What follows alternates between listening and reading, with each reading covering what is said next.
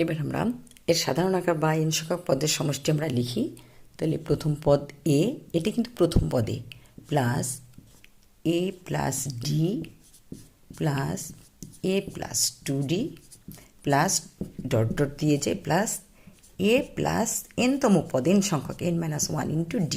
আর যদি অসীম হয় তাহলে আরও হবে, কিন্তু আমরা সসীম চিন্তা করেই করি এটা। হ্যাঁ, তো ধারাটা নির্ণয় করতে হলে প্রথমে আমরা a এর জায়গায় কী লিখব, a সমান 5, এর স্থানে 5 পুট করি। এরপরে আবারও 5 প্লাস ডিফারেন্স কত, 2, তাহলে 2 প্লাস a জায়গায় 5 plus 2 into 2, D difference 2 plus dot dot plus ইত্যাদি।